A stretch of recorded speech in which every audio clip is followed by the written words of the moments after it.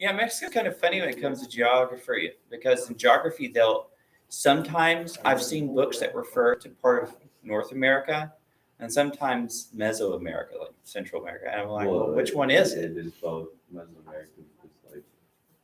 It confuses me. I think it's North America. Why is Central America still part of North America? It's not a different continent. It's not. That's the thing. That's the thing. America, it should be recognized as its own different region. And obviously so. But it's neither. It's neither. It's just Mexico America. Yes, it's there.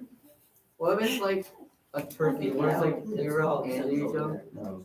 Well, no, not like the only thing I can think of that's truly like that is like India, because India used to be a subcontinent, and then it kind of French.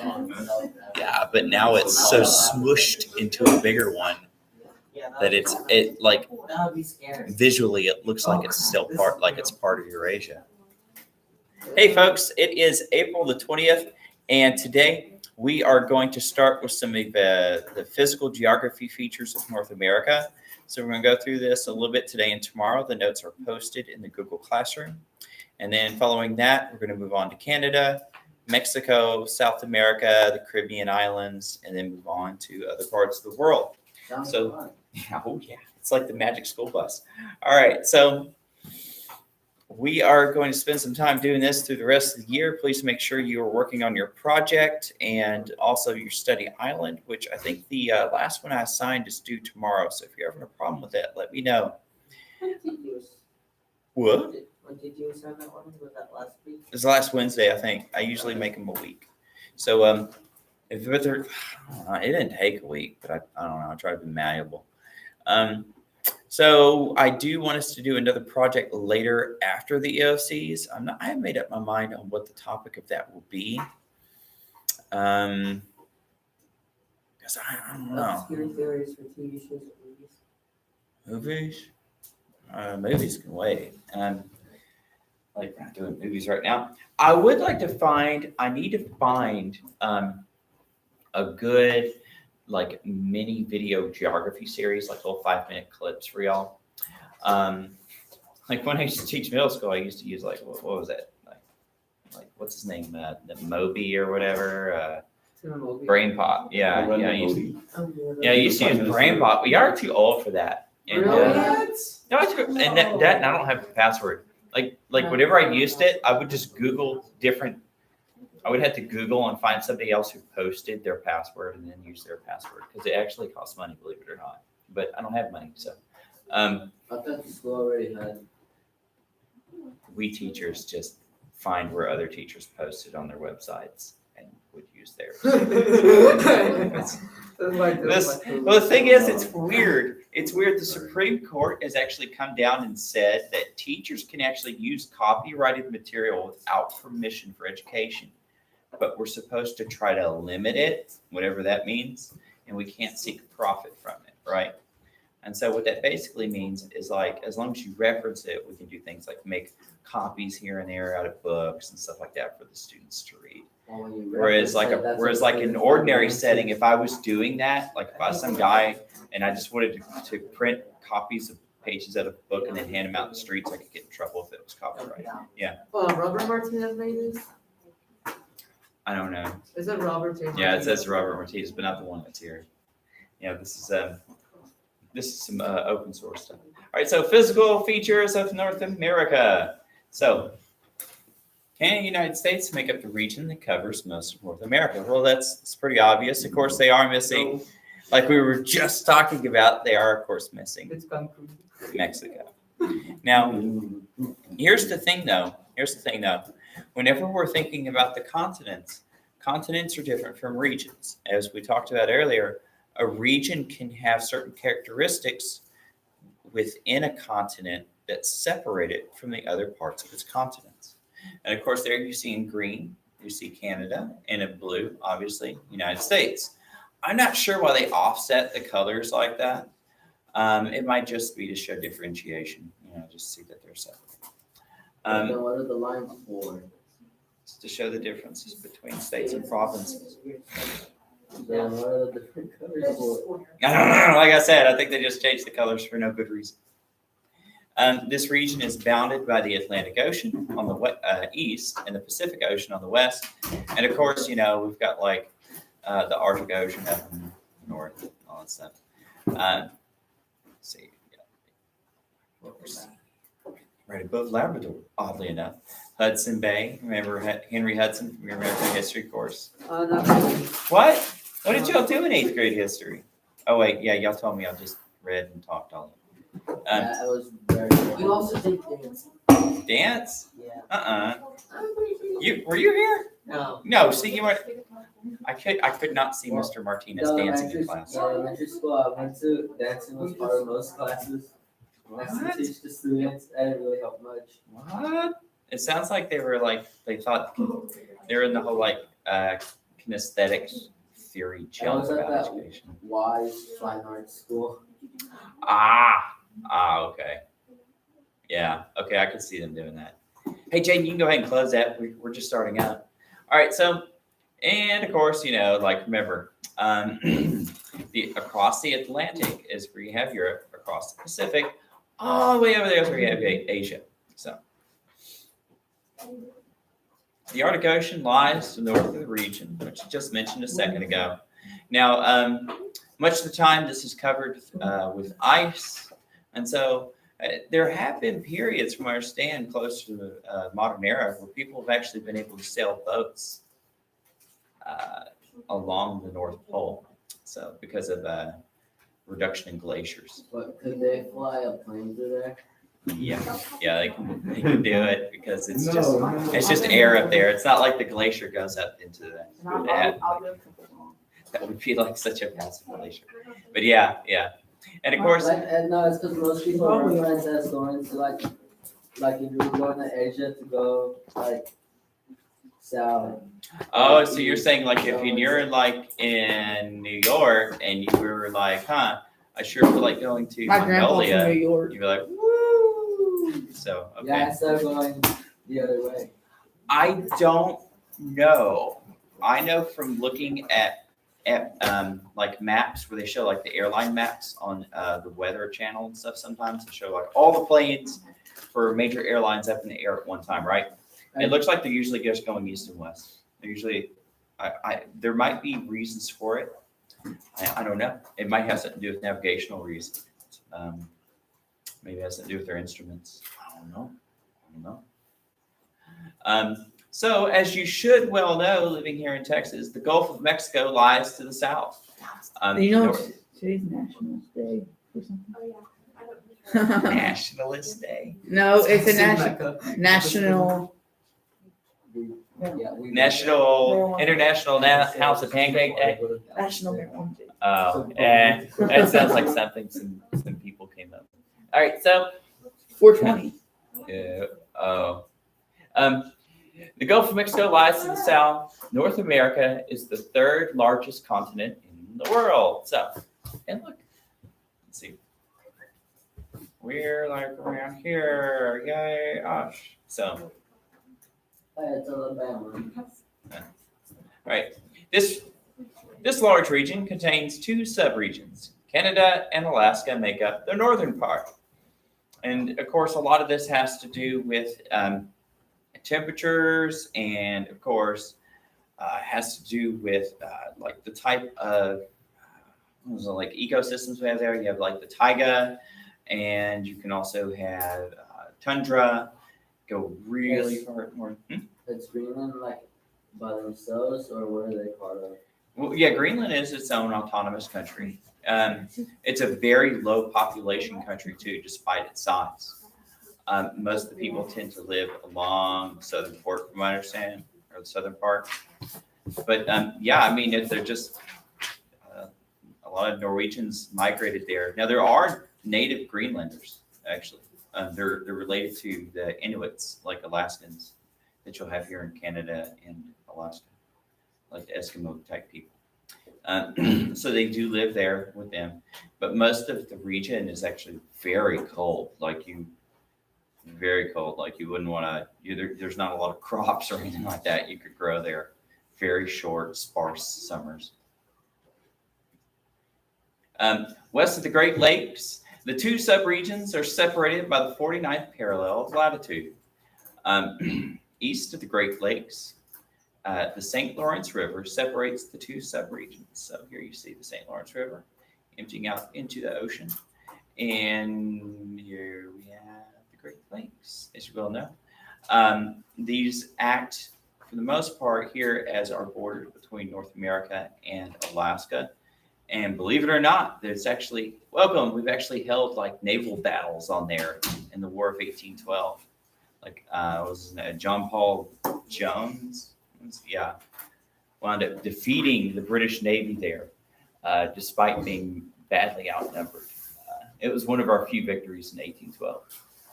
When you go deep diving, you can find like scraps. Yeah. Well, the thing is, like, even though they're the Great Lakes, actually, they have a lot of shipwrecks. It's supposed to be very dangerous at times. For one, it's fresh water, so it's less buoyant. For two, when the storms hit, they can just be devastating. So yeah, there's a lot of ghost ships at the bottom of the Great Lakes, but a lot of shipping goes across there. Well, they have well, I mean, I don't know about swimming. Most of the places like that have like a line you can't pass. So. Oh, you mean like a marker? Like, hey, don't go past here, or the undertow or something will get you. Yeah, I could see that. People still go past it. Oh, of course, that's what I did when I was a kid. If you look at the physical map of this region, you see mountains running along both sides with a large flat area in the center. This flat area runs from the Arctic Ocean to the Gulf of Mexico. It's made up of shield and plains. So here we have like the Great Plains, and by shield, they're talking about, of course, the mountain regions, such as the Rocky Mountains here. You have Appalachia over here. And this can really affect the climate. Well, they think back when all the continents were just Pangea, way back when, that most of Pangea, like the center part, was mostly just arid and desert. Because the further you get away from ocean currents, the drier a plain can get. And so you see that in places like Africa, excluding where it's close to the equator, right? So the term shield refers to the large core of very old rock that lies at the base of each continent. You see here, the base of the mountains. When I was young, I had a roommate who was really into mountain climbing, and he would drag me out every now and again, and I hated it. I like climbing, but I hated heights. So there's not anything to climb here in East Texas, though. I guess you could climb a tree, or you go to the rock gym. Got a lot of trees here, so there's. Oh, that's neat. Now I like bouldering. You know, you find like a boulder like the size of this room, and I could just practice climbing over it. Like, I was fine with that, but yeah, like once I had to get a harness on, and I'm like looking down, I'm like, oh, like hanging.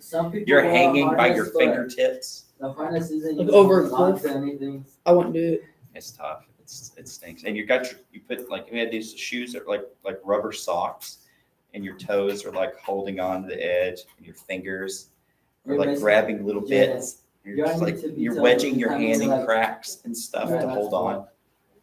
It's tough. Like when you have a garage or whatever.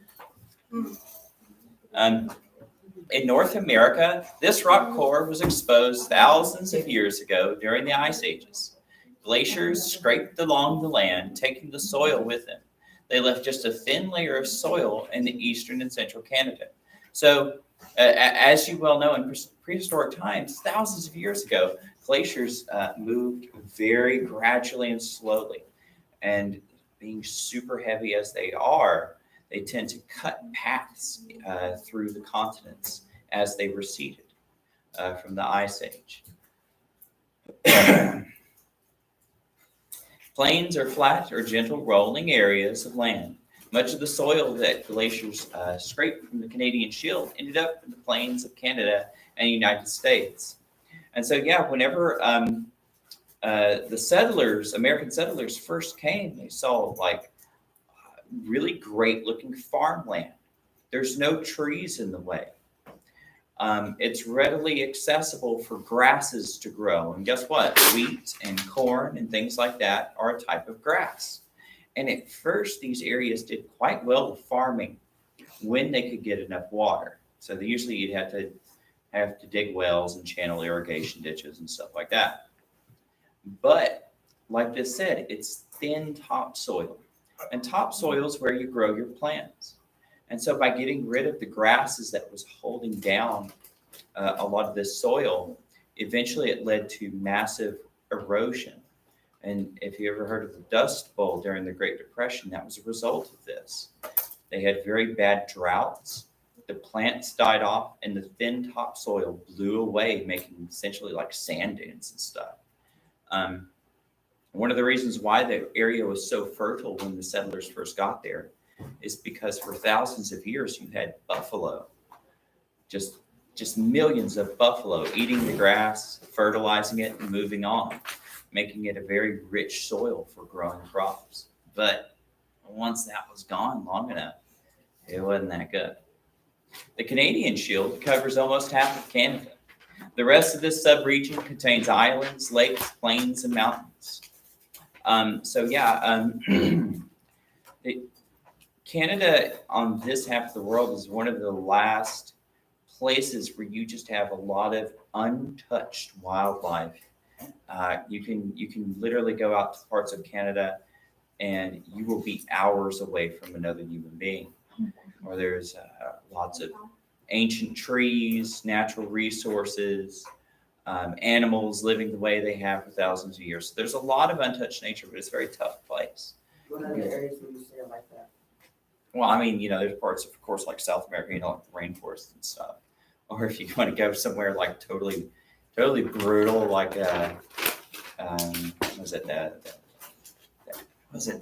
the name of the desert down there? The driest desert, the Atacama. The what? No, South America. Was it the Atacama Desert? Atacama. Oh yeah, where it's like the driest place in the world. I'm sure nobody lives there, right? But the glaciers that scraped the shield also dug huge holes that became the Great Lakes. Did you know that every day I go to the Dead Sea and collect water? You do? Oh yeah, Oh my goodness. yeah. And I filter it. Filter it with your kidneys. All right, so Yeah, every single day. now you notice there's a lot of major cities around the Great Lakes, and for good reason. It's because water is a cheap form of transportation. Atacama Desert, okay. And also, early on in America, they figured out by digging canals, they could connect these lakes to river systems that would take them to the ocean for trade. And so, especially before they had choo-choo trains and cars, that was very important. You have a factory, you make your stuff, put it on the boat. Didn't they build like a tunnel that goes, it's in Europe, I think. It's underwater though. Oh, across the English Channel? Yeah. Yeah. I forgot what it's called, but yeah, I mean, you can just drive along. These lakes lie between Canada and the United States. They're the world's largest group of freshwater lakes. The largest would be in Africa. Is that Lake Victoria? Yeah. The St. Lawrence River connects the Great Lakes to the ocean. And so, of course, like the connection that was made by. To the far north are very many smaller lakes in the Hudson Bay. The region extends past the Arctic Circle and ends with scattering of islands. Yeah, it's my understanding, like, if you really like fishing, like, you've got, like, it's like your dream. Your dream to go to, like, The Canada. YouTuber? Alaska. Personally, I don't like fishing. I find it so boring. I like hiking. Golfing's boring. I like hiking. I like nature walking, but I don't like fishing. I'm sitting there and I'm just like, why can't I do something? So, in the Atlantic Ocean, off the southeast coast of Newfoundland, lies the Great Banks. The ocean is very shallow here, and this is also because it's so shallow. It's also see Cape Cod here. It's called Cape Cod because of the large amount of fish that are here, and so for early settlers. They made their living actually fishing the cod here, salting it, and then shipping it to Europe. So that was a very big economic interest to like the colonial Americans here. Far to the west in the Alaskan Ridge Range, the Alaska Range, is the highest peak in North America. Mount McKinley rises 20,000 feet above sea level. I think they actually changed the name of it. I think they changed the name to from Mount McKinley to like it's supposed to be an Eskimo word for the great one. I forgot what it was. I think it's cancer too. You can if you want to. Yeah, it was. Gosh, I forgot. Man, I'll remember later. If you didn't look it up, I'll remember later when I don't have to remember. Two major mountain ranges run through the continental United States. In the east, the Appalachians are a gentle range of rounded peaks and deep valleys. And so, yeah, Appalachia, it's a mountain region, but here you can find a lot of like people who chose to live here anyways. Like this was a very big area I know from American history for like moonshiners and stuff like that. Shining Rock. So it's I don't know. I've always heard it's pretty. I've never been, but I've heard it's a pretty place. But yeah. Actually, Mount McKinley's called Denali now. Denali, that's what it was. Yeah, there's Yeah. Denali. Yeah, the great one. In the west, the Rocky Mountains jut up to jagged, snow-capped peaks. The Rockies reach all the way from Alaska to New Mexico. And so, yeah, these are very pretty mountains. So, I mean, I if you go to Colorado, you'll see these. I know from Montana, they're pretty. Alaska. If you go to California, if you go up. I've been to Alaska. I want to go to Alaska. Yeah, in Alaska. If you go up north in California, you can see them too. One of my uncles. That's cool. One of my uncles live in Alaska. Neat. I like trying to talk to my wife, like, hey man, move to Alaska or someplace where there's no people, and she's like, no, I don't want to go to a place where the animals are trying to eat me. He climbs trees. He chops down trees. I don't know. I like the idea of isolation. Between these two ranges, wide plains stretch across the middle of the continent, which we just talked about. This vast, mostly flat region extends about 2,500 miles north and south from the Rockies. The dry and treeless Great Plains slope down to the central lowlands. A large system of rivers drains most of the plains between the Rocky Mountains and Appalachia. And, of course, keep in mind these flow from the north down to the south. And here, you see Mississippi River, which is very important in American history. This separates a lot of things between, really Appalachia separates like what we think of as the east and the west. And then that barrier kind of moves along the Mississippi. The Mississippi was a very big trading lane for North Americans after we got it from Napoleon, who sold it to us for a very cheap price. Rivers have been historically very important for civilization, fish, water, but mostly for transportation. These rivers all flow into the muddy Mississippi River. The Mississippi empties into the Gulf of Mexico. And that's it. So there we have some of the physical features of North America, broadly speaking. When we come back next time, we will talk more about the Americas and some of its geography. Please make sure that you finish your study island before tomorrow. It is due then, and work on your project. See you later. Yeah, I'll be Christian. Remember the capital of Nevada.